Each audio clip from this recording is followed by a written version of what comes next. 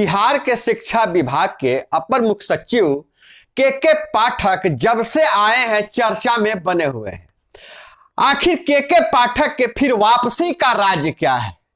क्या कोई अंदरूनी बदलाव हुआ है या अंदरूनी समझौता हुआ है, या फिर मंत्री चंद्रशेखर के बयानों से इसका कोई नाता जुड़ाव है? क्या राम जन्मभूमि में जो प्राण प्रतिष्ठा हो रहा है, पूरा देश राममय हो रहा है और उसके कारण के पाठक का बदलाव, जो के पाठक जो आए हैं उनसे कुछ संबंध जुड़ता है, तार जुड़ता है?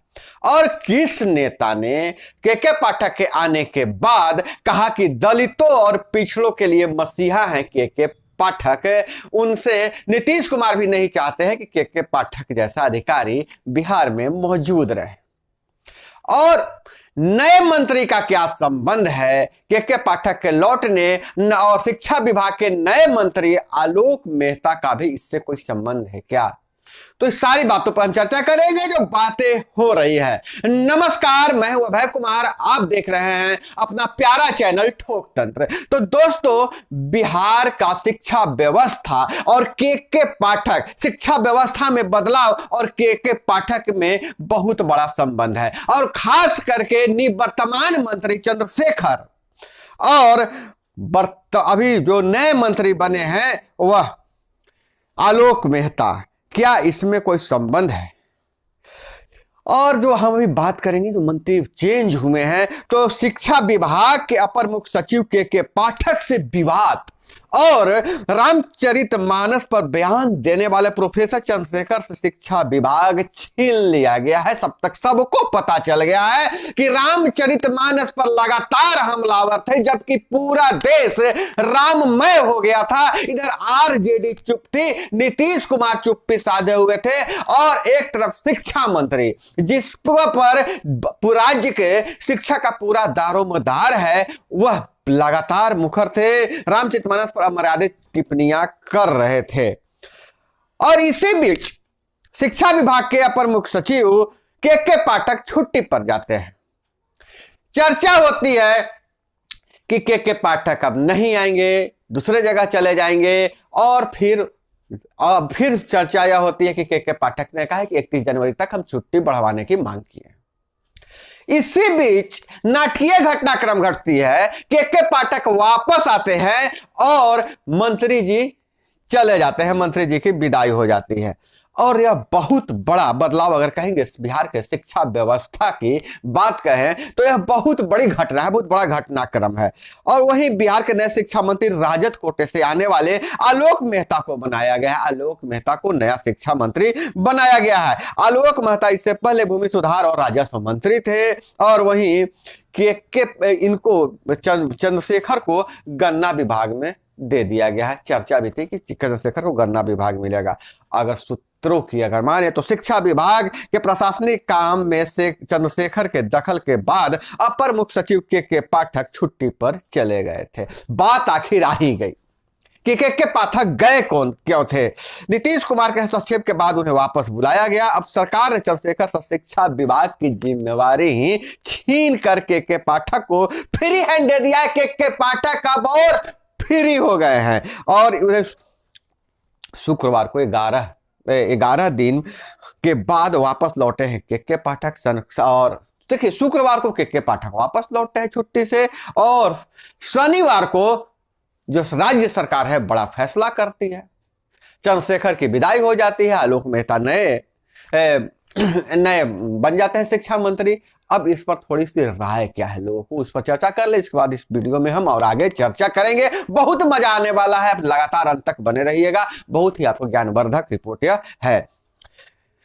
हालांकि जब मंत्री जी की विदाई होती है, के पाठक का आगमन होता है, नए मंत्री बनते हैं, इस पर विपक्ष कैसे चुप रहने वाला था?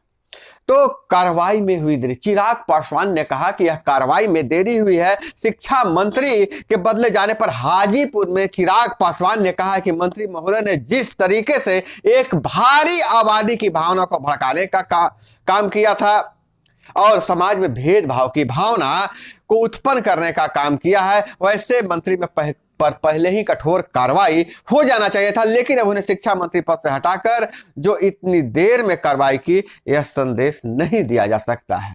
अब जो माइलेज लेने वाले थे मुख्यमंत्री, उस पर चिराग पासवान ने धुआं लगा दिया, हवा दिखा दिया। और उन्होंने कहा, चिराग पासवान ने कहा कि शिक्षा मंत्री एक जिम्मेवारी है कि आने वाले समय में शिक्षा की नींव इतनी मजबूत करे कि जाति धर्म मजहब से ऊपर उठकर एकता भाव के साथ अपने प्रदेश को साथ लेकर चलने का कार्य करे। तो यह चिराग पासवान का बयान था। अब नए मंत्री के सामने बहुत बड़ी चुनौतियां हैं। एक तो के पाठक जैसा सख्त अधिकारी के साथ तालमेल बनाना। दूसरी बात यह है कि के पाठक के सामने भी बहुत बड़ी चुनौती है। खैर, हालांकि जो अब यह सबसे बड़ी चुनौती है के पाठक को, नए शिक्षक भर्ती हुए हैं, नए शिक्षकों की जो नियुक्ति हुई है, उन्हें स्कूल का आवंटन देना। के पाठक ने एक शेड्यूल बनाकर गए थे के पाठक की 15 तारीख से 20 तारीख तक सभी को स्कूल आवंटित कर दिया जाएगा और सभी शिक्षक जो नवनियुक्त शिक्षक है अपने अपने स्कूलों में शिक्षा देने का काम करेंगे। लेकिन अभी तक शिक्षा विभाग ने उन नए शिक्षकों को स्कूल अलॉट नहीं किया है। यह बहुत बड़ी बात है कि स्कूल अलॉट नहीं किया गया है। थोड़ा सा अगर हम बात करें कि के पाठक ने आते ही बहुत बड़ा बदलाव, इस पर एक और वीडियो हम बनाने वाले हैं कि के पाठक ने आते ही बहुत बड़ा बदलाव किया, आते ही फायर हो गए, एक्शन में दिखे हैं, उसका क्या असर होने वाला है। लेकिन उससे पहले हम आपको बता दें कि के पाठक के आने के बाद जीतन राम मांझी ने भी ट्वीट किया है कि के पाठक जी की वापसी बिहार के गरीबों, वंचितों, खासकर दलितों के शिक्षा के लिए शुभ संकेत है। वैसे लालू यादव जी का कुनबा नहीं चाहता था कि यह तबका पढ़े। बहुत बड़ा आरोप लगाया है जीतन राम मांझी ने। बदलाव के लिए धन्यवाद नीतीश जी, अच्छे काम की तारीफ होनी चाहिए। पाठक जी जैसे पदाधिकारी यदि मुख्य सचिव बन जाएं तो राज्य का भला हो जाएगा। यह जीतन राम मांझी जी का पूर्व मुख्यमंत्री ट्वीट है। उन्होंने एक्स पर यह ट्वीट किया है, पोस्ट किया है सोशल मीडिया पर, और यह काफी वायरल है। अब हम बात करते हैं कि क्या के पाठक जो है, के पाठक शर्त रखे थे कि चंद्रशेखर को हटाइएगा तब हम आएंगे, और उनकी शर्त कि आगे नीतीश कुमार झुक गए। और क्या लालू यादव के परिवार जो है के पाठक को नहीं चाहते थे, क्योंकि राजद के मंत्री लगातार हमलावर थे। और उसके बाद उन्होंने रामचरितमानस पर, जबकि अभी पूरा देश में, पूरे विश्व में राम का लहर चल रहा है, रामधुन बज रहा है, ऐसी परिस्थिति में, ऐसे समय में शिक्षा मंत्री का रामचरितमानस पर इस तरह से बयान देना, इस तरह से भावनाओं को भड़काने, आहत करने वाला बयान देना, उस पर लालू कुनबा चुप होना बहुत कुछ इशारा करता है। और नए जो मंत्री बने हैं इनके साथ, आलोक मेहता के साथ भी बहुत चुनौती आने वाली है। पहले के पाठक से तालमेल बनाना। दूसरी बात यह है कि जो भी एक शुरुआत, एक बिहार में शिक्षा में बदलाव की बात की गई थी, बात की जा रही है, और बात ही नहीं, उस पर कार्रवाई भी की जा रही है, उस कार्रवाई को जारी रखना। सबसे बड़ी चुनौती फिर यह होगी कि नियोजित शिक्षकों को, जो 3 लाख के लगभग नियोजित शिक्षक हैं, उनको राज्य कर्मी का दर्जा देने के लिए प्रक्रिया को जल्द ही पूरा करना। इस प्रक्रिया में देरी नहीं हो, कोई बाधा उत्पन्न नहीं हो, इसे बहुत ही स्मार्टली तरीके से हैंडल करना कि कहीं नाराजगी भी नहीं हो और कहीं असंतोष भी नहीं फैले। और दूसरी बात कि अपर मुख्य सचिव को फ्री हैंड देना। फ्री हैंड देने का मतलब यह है कि वो अपने तरीके से जो उसको इंप्लीमेंट करे लोगों को। हालांकि उनके तेवर से हर कोई परिचित है। आते ही उन्होंने जिस तरीके से विद्यालय में मनमाने तरीके से छुट्टी देने पर चिट्ठी लिखा है, आदेश निकाला है, आपत्ति जताई है, वह एक बहुत बड़ा संदेश देने वाला है। बिहार के शिक्षा व्यवस्था को लेकर, बिहार का जो शिक्षा विभाग है उसको सभी घंटी समझ रहे हैं प्रशासनिक अधिकारी। जब चाहे इसको बजा दिया और जब चाहे इसको खामोश कर दिया।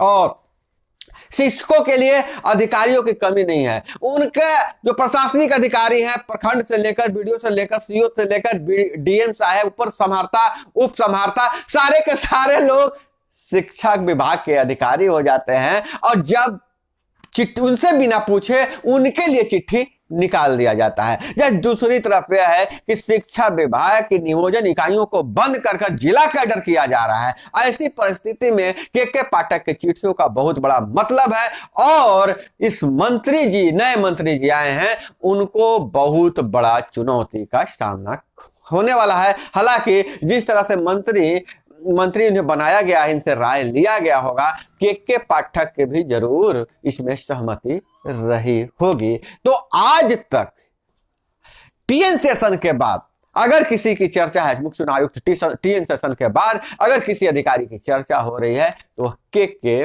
पाठक की हो रही है, जो बिहार के शिक्षा व्यवस्था के लिए मील का पत्थर साबित होने वाला है। दोस्तों, इस वीडियो में इतना ही। वीडियो ज्यादा लंबी नहीं हो जाए, हम अगले वीडियो में चर्चा करेंगे कि के पाठक ने कौन सा एक्शन लिया है और उसका क्या दूरगामी परिणाम होने वाला है, और के पाठक से गलतियां कौन सी हुई है जिसके चलते थोड़ी सी नाराजगी भी है। अपना राय कमेंट में जरूर दीजिएगा, और चैनल को सब्सक्राइब नहीं किए हैं तो चैनल को जरूर सब्सक्राइब कर लीजिएगा। सब्सक्राइब करते हैं तो हमें और वीडियो बनाने की प्रेरणा मिलती है, और हमारी और आपकी मुलाकात भी नियमित रूप से होते रहेगी। वीडियो को लाइक किए बिना जाइएगा नहीं। मिलते हैं अगले वीडियो में। जय हिंद, वंदे मातरम।